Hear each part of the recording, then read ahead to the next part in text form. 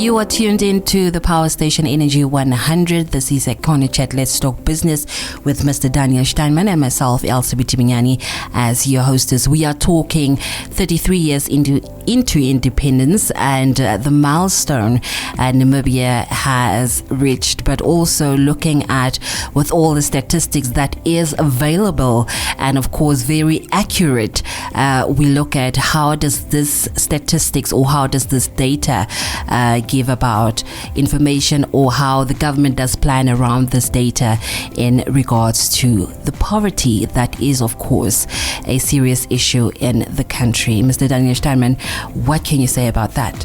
Elizabeth, that's a very valid question, because remember I carried on. I waxed lyrical about our statistical ability because I can remember what it was like before we had it. Yeah. Now, we are always in some form of discussion about poverty and the extent of poverty and strategies to reduce poverty and to lift people out of abject poverty.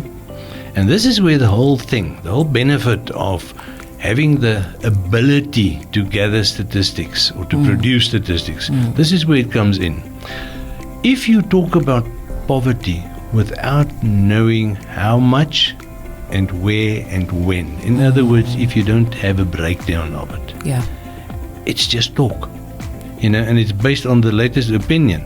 And the one guy who's got his plot in Inanna with 2 helicopters on it, it really doesn't affect him.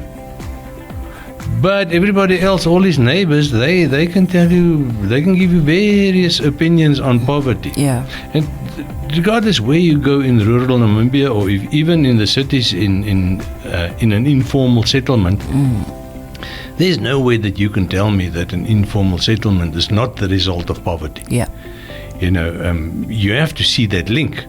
But it's very difficult to do something about it with your available resources if you haven't measured it. You need benchmarks. And this is where the statistical ability comes in, because first of all, we had to develop a picture of what is the general poverty scenario across the entire country. Not just in Hakahana outside Windhoek or in Mondesa at Swakopmund, but everywhere, in Rundu, in Katima, in Oshakati, in the south.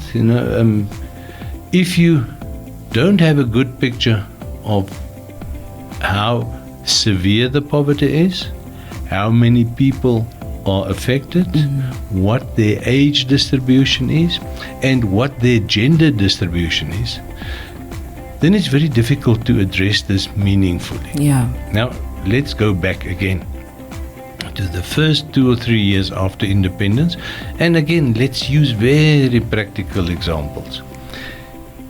If you lived in the north, let's say in Musati, young woman, and you get pregnant, if you wanted to visit the clinic, first of all, there were very few taxis. Yeah. You didn't find a taxi on a sand road anywhere in the bush, but you had to travel 50, 60, even 100 kilometers to go to a prenatal clinic. So it means that young women didn't go to prenatal clinics unless they lived within walking distance of Ondangwa or Oshakati or at that time Umbalantu, nowadays Utapi, or Inanna.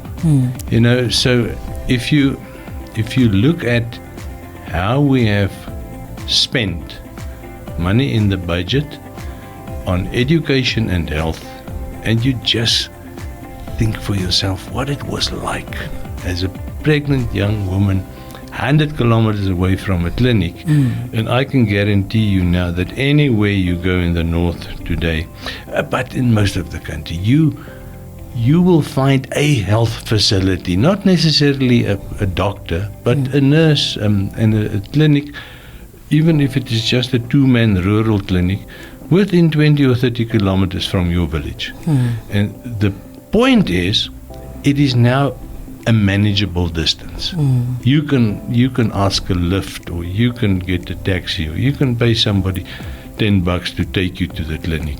It is not a foregone conclusion that you will not see a medical staff member during your pregnancy. Yeah. And it wasn't like that. And you could only start planning and budgeting for clinics after your statistical assessment told you, look here, between Otapi and Ruakana, 170 kilometers, no health facility. So do you see the picture that I'm sketching here? I am, yeah. That the ability to measure the economy and to measure human activity is the foundation for the policies, the planning part that followed in the wake of that. Now, you will remember we often joke about a school under a tree. There's nothing wrong with the school under a tree, because ultimately the quality of the education is determined by the teacher, or to a very large extent. And I have visited hundreds of schools under trees in my life, which produced learners with a very good understanding of what they were supposed to learn. But it's not ideal. And you can't start budgeting for your education ministries unless you know how many children there are, of what age, and where they are located. Okay. So you see, this is the stuff that people, they quickly make the accusation, we get left out. It's absolute nonsense. It's mind-boggling if you see the progress that we've made. And I'm just using two examples. I'm using health and education because they are so obvious. And the young generation, they don't know what it was like.